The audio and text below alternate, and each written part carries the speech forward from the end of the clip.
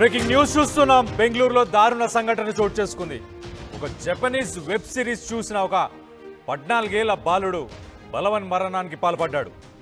చనిపోయే ముందు తల్లిదండ్రులకి అతను ఒక లెటర్ రాశాడు.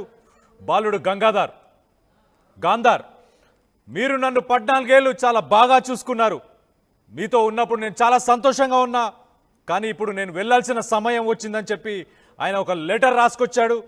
ఆ లెటర్ చదివే సమయాన్ని మీరు ఈ లెటర్ చదివే సమయానికి నేను స్వర్గంలో ఉంటా. నిత్యం అతను జపాన్కి సంబంధించిన జపనీస్ ఒక వెబ్ సిరీస్ని చూసేవాడు గాంధార్. ఆ వెబ్ సిరీస్కి సంబంధించి ఒక బొమ్మని కూడా తన రూమ్లో గోడపై కూడా గీసి అదే ట్రిప్లో అదే ట్రాన్స్లో ఎప్పుడు ఉన్నాడు. సిరీస్ ప్రభావంతోనే చనిపోయాడని చెప్పి పోలీసులు కూడా నిర్ధారణ చేసినట్టు మనకు తెలుస్తుంది. ఈ మధ్యకాలంలో మనం చూస్తే సంక్రాంతికి వస్తున్నామనే ఒక సినిమాలో కూడా ఆ బాలుడు ఓటీటీకి అడిక్ట్ అయిపోయి ఉంటాడు. ఆ ఓటీటీకి ఎంత అడిక్ట్ అయి ఉంటాడంటే ఎవరు డిస్టర్బ్ చేసినా, ఎలాంటి వారు మధ్యలో మాట్లాడినా దానికి సంబంధించి వాళ్ళని తిట్టడమో, వాళ్ళ మీద సర్కాస్టిక్గా ఏదో ఒకటి చెప్పడమో ఇలాంటివన్నీ జరుగుతుండే. సో అలాంటి సిచ్యువేషనే, కానీ ఇది కొంచెం ఎక్స్ట్రీమ్ అనే చెప్పుకోవాలి. మనం చూస్తే ఈ మధ్య కాలంలో మనం చూస్తే కొరియాకు సంబంధించిన కొన్ని వెబ్ సిరీస్లు కూడా ఉన్నాయి. స్క్విడ్ గేమ్ అని, లేకపోతే మనీ హేస్ట్ అని కూడా ఒక వెబ్ సిరీస్ వచ్చింది. ఇలాంటి వెబ్ సిరీస్లో డబ్బుల కోసం ఎలా తప్పులు చేశారు, ఎలా చాకిచక్యంగా అంటే తప్పుని కూడా మంచిగా చూపించారు దాంట్లో. అలాగే తప్పిదాలు అంటే క్రైమ్ కావచ్చు, లేకపోతే చంపడం కావచ్చు, ఇలాంటివన్నీ కూడా చాలా నార్మల్గా చూపించారు. అలాంటి నార్మల్ విషయాల్లోనే ఈ మధ్యకాలంలో మనం చూస్తే యంగ్స్టర్స్ ఎస్పెషల్లీ స్కూల్ లైఫ్లో ఉన్న వాళ్ళు పిల్లలు చాలామంది వీటికి అడిక్ట్ అయిపోతున్నారు. అంటే ఒక సోషల్ లైఫ్కి వాళ్ళ అలవాటు పడక, బయటికి వెళ్ళక, ఒకప్పుడు మనం చూస్తే అందరూ హ్యాపీగా గ్రౌండ్స్కి వెళ్ళి అవుట్డోర్ గేమ్స్ ఆడుకునేవాళ్ళు, క్రికెట్ ఆడుకునేవాళ్ళు, లేకపోతే ఇంకేదైనా ఆడుకునేవాళ్ళు. అవుట్డోర్ యాక్టివిటీస్ ఎక్కువ ఉండేవి. ఈ మధ్యకాలంలో ఫోన్స్కి పరిమితం అయిపోయారు, ట్యాబ్లెట్స్కి పరిమితం అయిపోయారు, ల్యాప్టాప్స్కి లేకపోతే ఇలా టీవీలకి పరిమితం అయిపోయారు. టీవీలు చూడడము, దాంట్లో వెబ్ సిరీస్ చూడడము, లేకపోతే సినిమాలు చూడడము, వాటికి బాగా అలవాటు పడడం, అదే ఆలోచన ధోరణి. అసలు జపాన్కి మనకేమైనా సంబంధం ఉందా? మన కల్చర్ ఏంటి, మన పద్ధతులు ఏంటి, వాళ్ళ పద్ధతులు ఏంటి, మన ఎమోషనల్ కనెక్షన్స్ ఏంటి, బాండేజెస్ ఏంటి, మనం తల్లిదండ్రులతో ఉండే ఆ బాండేజ్ కానీ ఇవన్నీ జపాన్లో ఉండవు. జపాన్ అనేది టోటలీ డిఫరెంట్.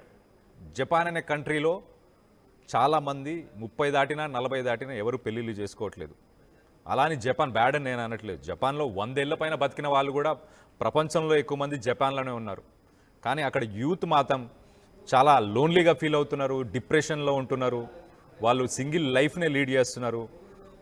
ఇంట్లోంచి బయటికి వెళ్ళడానికి ఎవరో ఒకరిని హైర్ చేసుకుంటున్నారు. అంటే డబ్బులు ఇచ్చి నాతో సినిమాకి రా అని చెప్పి బయటికి తీసుకెళ్ళడానికి మనుషుల్ని అక్కడ బుక్ చేసుకుంటున్నారు ఆన్లైన్లో. అలాంటి సిట్యువేషన్ ఉంది జపాన్లో.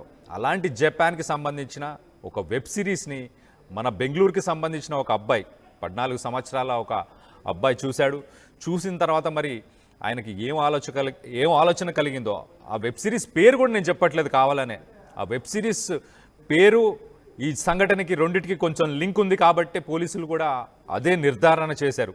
యాక్చువల్గా వాస్తవానికి ఆ వెబ్ సిరీస్ చూస్తూ దానికి చాలా అలవాటు పడిపోయిన తర్వాత తన రూమ్లో కూడా ఆ వెబ్ సిరీస్కి సంబంధించిన ఒక బొమ్మని కూడా ఆ గోడ మీద అతను ఆ పెయింటింగ్ కూడా వేసుకొని అంతా అడిక్ట్ అయిపోయాడు.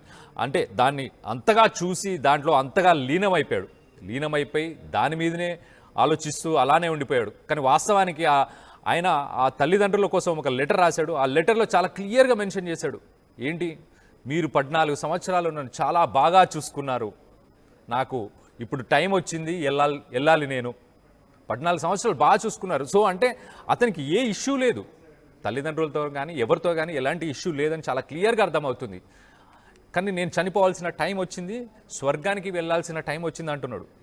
అంటే ఆ వెబ్ సిరీస్ ఎంత ప్రభావితం చేస్తే ఆ బాలుడు అలాంటి డెసిషన్కి వస్తాడు? చనిపోవాల్సిన టైం వచ్చింది అంటే ఏదో మన ప్రపంచం కాకుండా, ఈ సొసైటీ కాకుండా ఇంకేదో సపరేట్గా ఇంకేదో వరల్డ్ ఉంది, లేకపోతే స్వర్గం ఇలా ఉంటుంది అలా ఉంటుంది అని చెప్పి ఆ వెబ్ సిరీస్ ప్రభావితం చేసింది కాబట్టే ఆ బాలుడు ఆ డెసిషన్ తీసుకున్నట్టు మనకు అర్థమవుతుంది.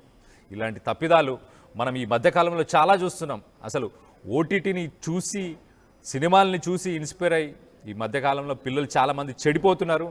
అలాంటి సంఘటన ఒకటే ఇప్పుడు ప్రస్తుతం బెంగళూరులో కూడా చోటు చేసుకుంది. ఆ తల్లిదండ్రులకు చాలా శోకాన్ని దుఃఖాన్ని మిగిలిచ్చింది. సో మనం చూసుకుంటే ఒక్కసారి ఆ లెటర్లో కూడా చాలా క్లియర్గా మెన్షన్ చేశాడు, మీరు చాలా బాగా చూసుకున్నారు, కానీ ఇప్పుడు నేను స్వర్గానికి వెళ్ళే టైం వచ్చింది, మీతో ఉన్నప్పుడు చాలా సంతోషంగా ఉన్నాడు, ఇప్పుడు వెళ్ళే సమయం వచ్చిందని చెప్పి ఆ గాంధార్ ఆ లెటర్లో కూడా మెన్షన్ చేసినట్టు మనకు చాలా క్లియర్గా తెలుస్తుంది.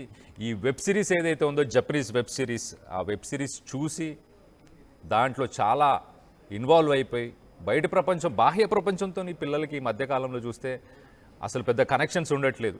వాళ్ళు బయటికి వెళ్ళి ఫ్రెండ్స్తో క్రికెట్ ఆడుకోవడమో లేకపోతే ఇంకా ఇలా అవుట్డోర్ యాక్టివిటీస్, స్ట్రెస్ పోవడానికి స్వెట్ పట్టే అంటే చెమట పట్టేలాగే అలాంటి పనులు ఏం చేయట్లేదు ఈ మధ్యకాలంలో పిల్లలు ఎవరు. అందరూ ఫోన్లు, ల్యాప్టాప్లు లేకపోతే సినిమాలు. సిటీ కూడా ఒక కాంక్రీట్ జంగల్గా మారిపోయింది. స్కూల్స్లో కూడా ఈ మధ్యకాలంలో గ్రౌండ్స్ లేవు. అలాంటి పరిస్థితిని మనకు ఉంది. ఆ పరిస్థితే ఇలాంటి దారుణాలకు దారితీస్తుంది. ఆ పిల్లాడు అసలు చనిపోవడానికి కారణమే లేదని చాలా క్లియర్గా స్టేట్ చేసిండు. అసలు సంతోషంగా ఉన్నాడు 14 సంవత్సరాలు నేనని అంటున్నాడు. ఎలాంటి బాధ లేకపోయినా కూడా ఇలాంటి దారుణమైన డెసిషన్ తీసుకోవడానికి అది ఎంత ప్రేరేపించి ఉండాలి ఆ వెబ్ సిరీస్. సో అలాంటి ఒక సంఘటన ప్రస్తుతం బెంగళూరులో చోటు చేసుకుంది. మీరు కూడా ఒక్కసారి ఆలోచించండి, మన పిల్లల భవిష్యత్తు ఎలా ఉంటే బాగుంటుంది. వాళ్ళని ఎప్పటికప్పుడు వాళ్ళతో మాట్లాడుతుండండి, వాళ్ళకి కొంచెం టైం ఇవ్వండి, వాళ్ళతో డిస్కషన్స్ చేయండి, వాళ్ళ ఆలోచనలు ఎలా ఉన్నాయి, వాళ్ళు ఏం చూస్తున్నారు, ఎలాంటి కంటెంట్ చూస్తున్నారు, ఎలాంటి ఓటీటీ వెబ్ సిరీస్ కావచ్చు, సినిమాలు కావచ్చు, ఏం చూస్తున్నారని చెప్పి ఒక కన్ను కూడా వేసి ఉంటే బాగుంటుందని చెప్పి నాకు అనిపిస్తుంది. మీరేమనుకుంటున్నారు ఇలాంటి సంఘటనలు విన్న తర్వాత? మీకేమనిపిస్తుంది అనేది కింద కామెంట్ రూపంలో తెలియచేయండి.